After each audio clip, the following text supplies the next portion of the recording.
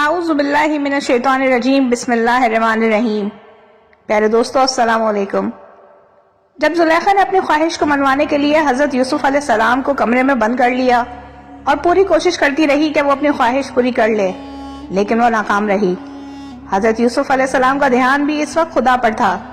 پھر ایک آواز غیب سے آئی کہ اے یوسف، مت اس کے مکر و فریب میں آ اور نہ اس کی طرف کوئی توجہ کر۔ اگر تو نے اس کی طرف توجہ کی تو تو فعل بد کا مرتکب ہو جائے گا اور تیرا نام بھی خدا کے ہاں اس جرم کی پاداش میں انبیاؤں کے دفتر سے مٹا دیا جائے گا، اور نہ معلوم خدا تیرے ساتھ کیا معاملہ کرے۔ یہ غیبی آواز سنتے ہی حضرت یوسف علیہ السلام دروازے کی طرف دوڑے باہر نکل جانے کے واسطے، اور خدا کے حکم سے دروازے خود بخود کھلتے چلے گئے۔ اور بعضوں نے کہا کہ حضرت جبرائیل علیہ السلام نے آ کر یوسف علیہ السلام کی پشت پر ایک خط کھینچا خدا کے حکم سے۔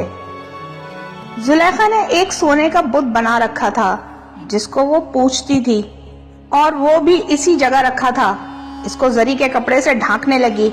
اتنے میں حضرت یوسف علیہ السلام کی نظر اس پر جا پڑی۔ پوچھا کہ یہ کیا چیز ہے جو تو نے پردے کے اندر رکھی ہے؟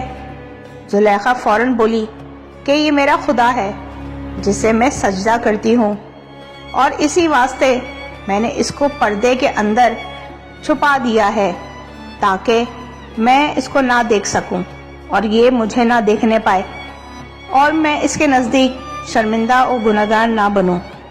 یہ سن کر حضرت یوسف علیہ السلام نے کہا، اے زلیخا، تو شرم کرتی ہے اپنے بت سے کہ جس میں کوئی جسم و حرکت نہیں ہے، اور میں کیوں کر شرم نہ کروں اپنے رب سے۔ حضرت یوسف علیہ السلام گھبرا کے وہاں سے اٹھ کے بھاگے اور فوراً دروازے پر آ گئے، اور ادھر زلیخا نے اپنے بال اور منہ کو پریشان حال بنا کے ان کے پیچھے سے جا کر کپڑے کا دامن پکڑ کر چیر پھاڑ ڈالا۔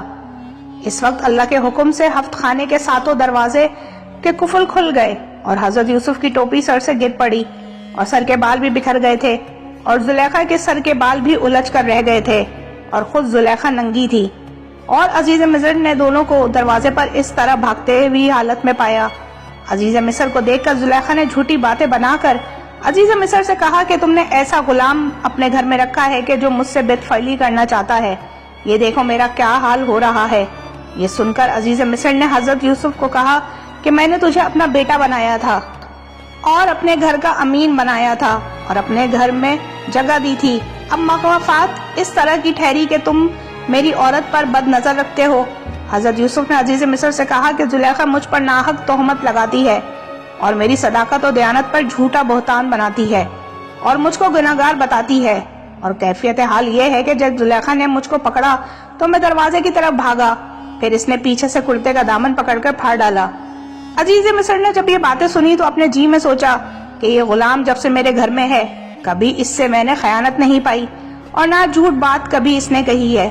پھر عزیز مصر نے حضرت یوسف سے کہا کہ میں تیرے قول کو جب سچ جانوں گا کہ جب تو سچا ہے اور زلیخا جھوٹی ہے کہ اس بات پر کوئی گواہ لا۔ تو اس وقت حضرت یوسف علیہ السلام ایک گہوارے پر اشارہ کرتے ہوئے کہتے ہیں کہ تم اس لڑکے سے پوچھ لو۔ عزیز مصر نے مسکرا کر کہا کہ تو نے جو کیا اب معلوم ہوا کہ گناہ تیری طرف سے ہے، تو مجھ کو مغالطہ دیتا ہے کہ 6 مہینے کے لڑکے سے پوچھوں۔ 6 مہینے کا لڑکا بھی کبھی سوال جواب کیا ہے جو مجھ کو بتائے گا؟ اتنے میں خدا کے حکم سے وہ لڑکا بول اٹھا کہ اے عزیز مصر، اس بات پر یوسف سچے ہیں اور تم میری بات کو جھوٹ جانو۔